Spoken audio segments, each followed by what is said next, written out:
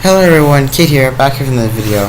Today for you guys, I'll be reading the Powers of Appointment Act, National Conference of Commissioners on Uniform State Laws.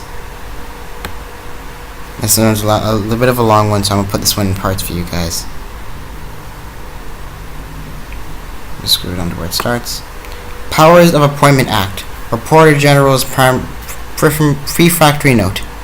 This draft has been prepared for review by the Drafting Committee at its March 23rd to the 24th, 2012 meeting in Seattle. The Drafting Committee for the Power of Appointment Act held its first committee meeting in Washington, D.C.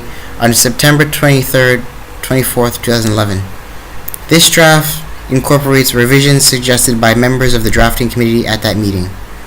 This draft also incorporates suggestions made by the Joint Editorial Board for the Uniform Trust and Estate Acts at its December 2nd or 3rd, 2011 meeting in New Orleans.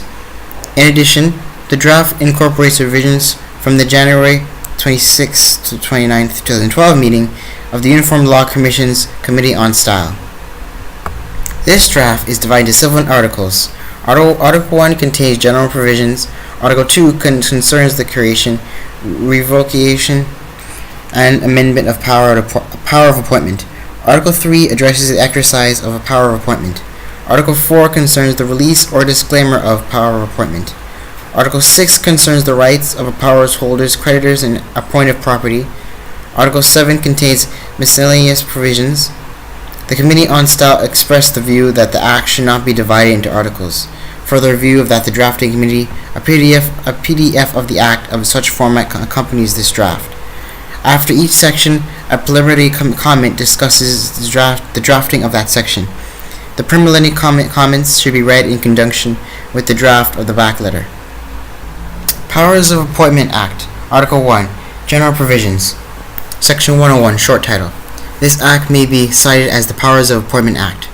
Section 102, Definitions. In this Act, adverse party means a person with a substantial beneficial interest in property which would be adversely affected by a power holder's exercise or non-exercise of a power of appointment in favor of the holder, the holder's estate, a creditor of the holder, or a creditor of the holder's estate.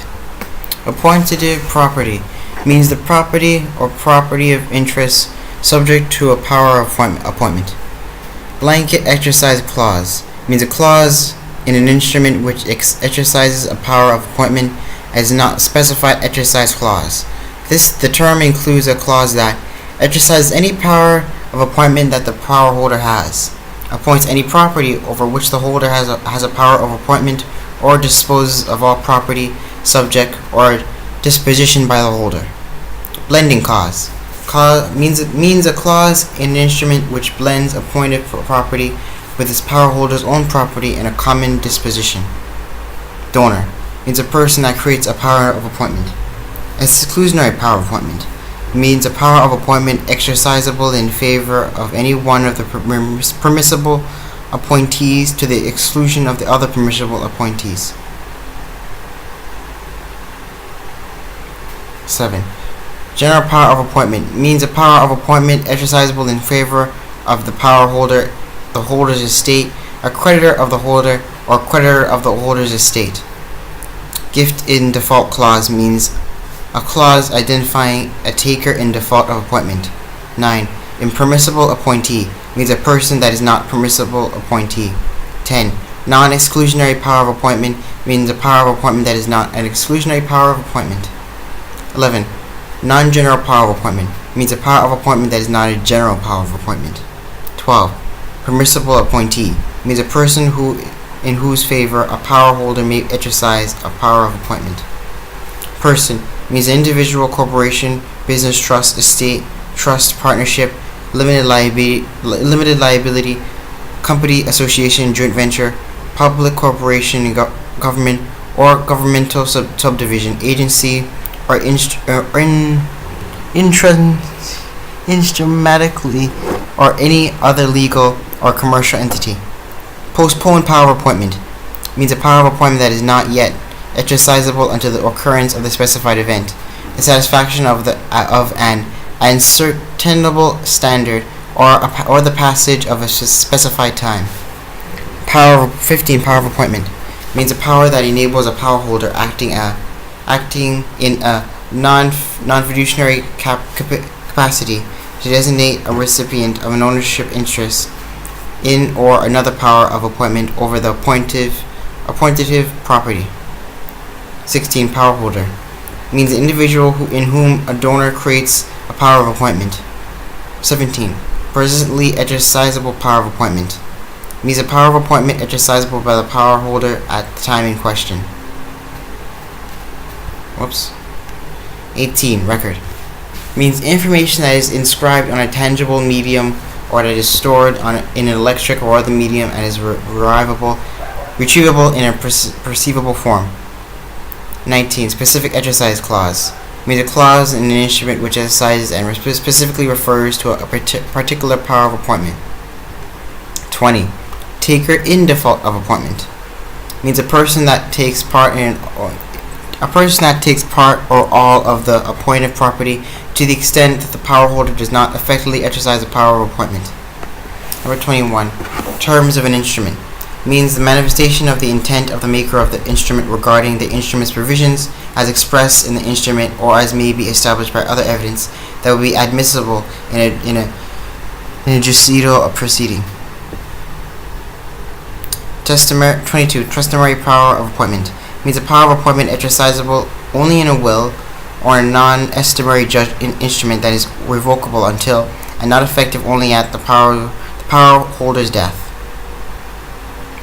23. Will includes codicil and any testamentary instrument that merely appoints an executor, revokes or revises another will, nominates a guardian, or expressly includes or limits the right of an individual or class to succeed to property of the descendant passing by instant succession. Comment. Paragraph 1 defines an adverse party, meaning a party adverse to the power holder as a person who has a substantial beneficial interest in property which would be adversely affected by a power holder's exercise or non-exercise of a power of appointment in the favor of the power holder, the power holder's estate, or a creditor or of either. Paragraph 2 defines appointative property as the property of or property interest subject to a power of appointment. The effective creation of a power of appointment requires that there be appointed property.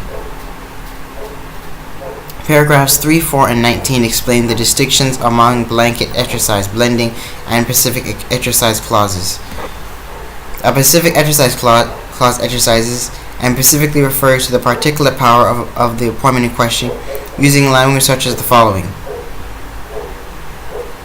I hereby exercise the power of appointment conferred upon me by my father's will as follows.